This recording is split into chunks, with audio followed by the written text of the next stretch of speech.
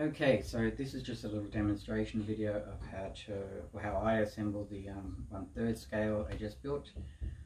This model is based off the small models that I do. So basically I just printed exactly the same as the small models, just scaled up to 1/3 scale. That's 1/6. There are a few changes that I have already made just because this is a lot heavier than the smaller models. So there were some weak points I had to readjust and stuff like that. But I'll just go through the parts now. There is about 11 parts to this model, including the extra head. I can do extra arms and stuff like that. These are the part 1 arms at the moment. So I can, because everything's interchangeable, I can change it up and do punk kits and punk heads and part 2 arms and stuff like that. So he's articulated at the elbows for the arms.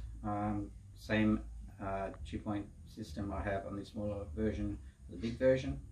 All I did was double up on the magnets as well. So there's about 150 bucks worth just in magnets in this thing, which is crazy.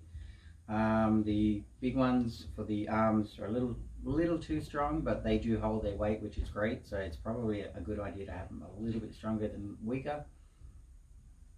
They do pop off just like the smaller version, so it's all, like, again, interchangeable. So if I wanted to do another hand with articulated fingers, I can just print off just the hand, add the magnet, clip it on, and there we go. So he does have all the same features as the smaller one. So that is the arms. That is the other arm there. I don't have any extra articulation points on the forearms there just yet. I can't, like I said, I can change it up anytime I want. I just wanted to print this out to see what I'm working with. And it is different to the smaller versions. I really worked on that for a long time. Now doing this is totally different, but it looks badass, so might do another one. Carry on with the tool arm. So the tool arm is on a weaker magnet, which I'll show you when I'm assembling this, the difference in the strengths. I will work on this so it opens up and the tool arm pops out. There's plenty of room to do that with this, and I'll probably incorporate that into the smaller ones eventually as well. The laser is just a basic laser. It's pivoting.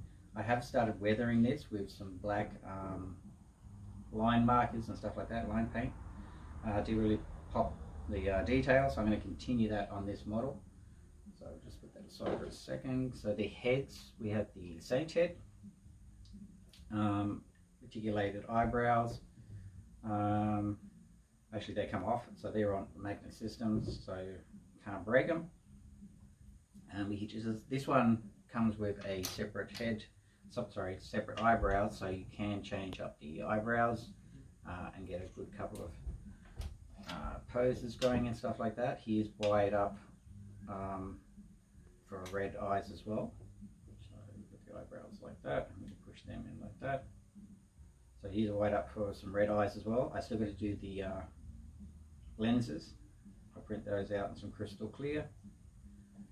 So that is the Saint head. Again, because it's all modular, I can do quite a few things. Like the basic heads have a huge space in there, so I can pretty much self-contain all of the lip lights, the sound module, the batteries, the charger, all in the head with a switch.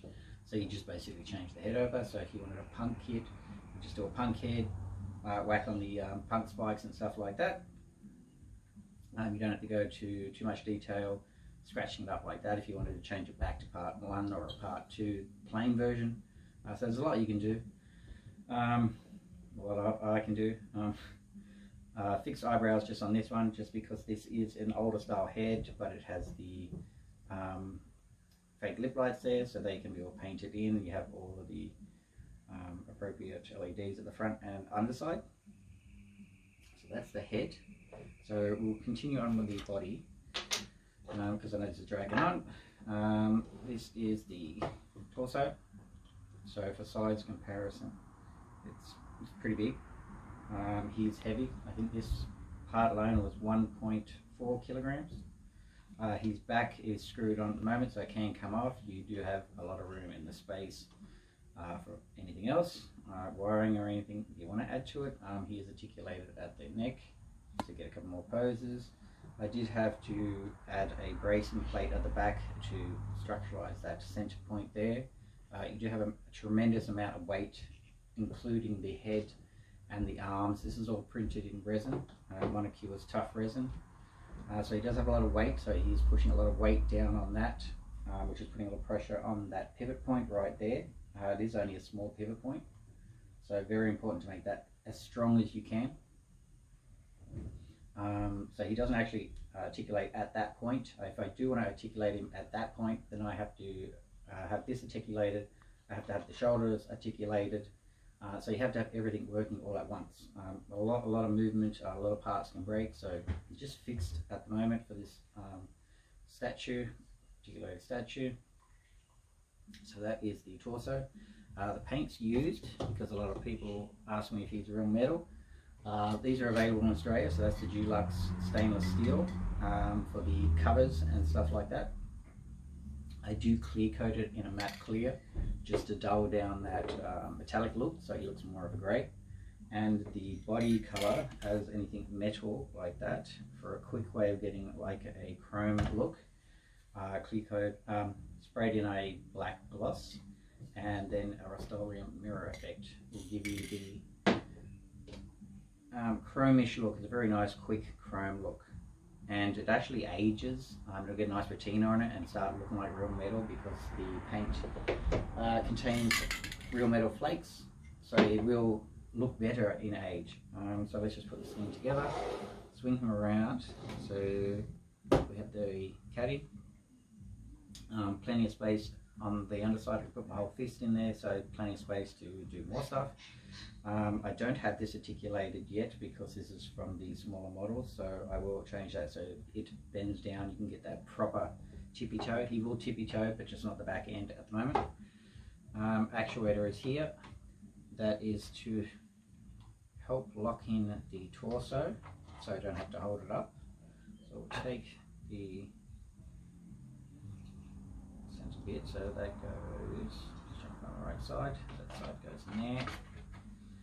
Now we can adjust the actuator, and he will just sit just like that. Now we can work on the tracks. I'm going to be changing the track links to something a bit different. These look too much like my toy version, the 1/6 scale, so I want this to look more realistic. So I'm going to do that in the grey PEG on the Endor 3, so that'll look like more like the real tracks. It's a really nice grey too. It's a little darker than that, so it should look good. So we have the tool arm. This has a weaker magnet in it, which is great. It's just for light sort of stuff like that. I'm not really going to be moving it. It can hold its own weight. It's not going to fall off or anything.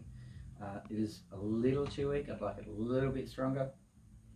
The arms, these are quite powerful, so very similar to my 1/6 scales.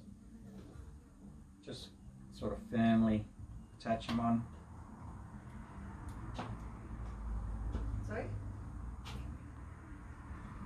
And if we open the arms up all the way, he's about that height.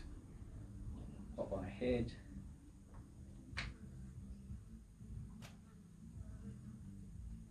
So he's got that height. So move him down, he's articulated there, the elbows, and the pin just dropped out of that shoulder. I've only got it pinned at the moment, just so I can keep working on it and changing things up. But I will be installing a screw into this as well, just to fit those.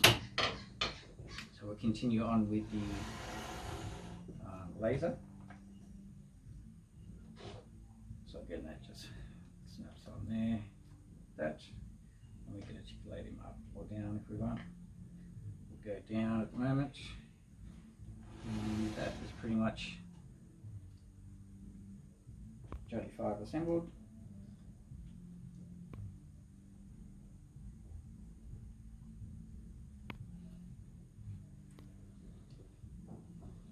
So just standing about that height, so he's up to my chest on this table.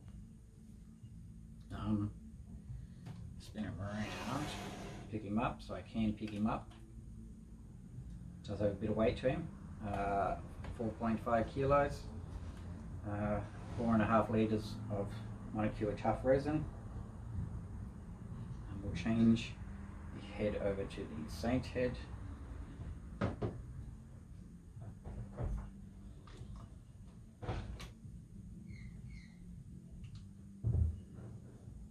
I won't plug in the cable at the moment because I've got to unscrew the actual back. If I wanted to put him in a tiptoe position, just have to bring the tracks forward.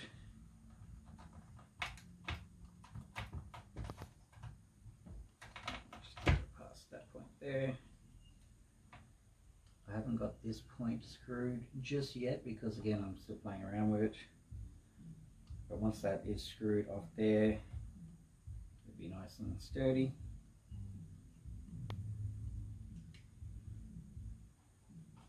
Bring this a little bit further. So the back end that I was talking about,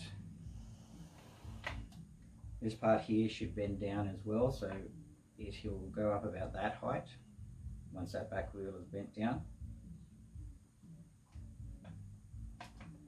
So what we can do, lower him back down.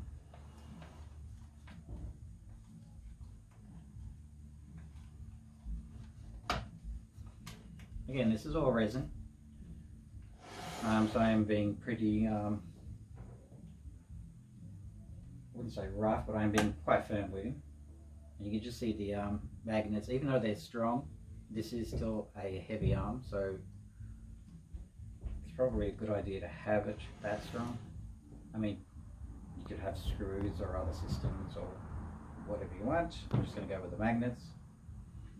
And that is 1/3 scale 25. So we'll just whack these on to those positions.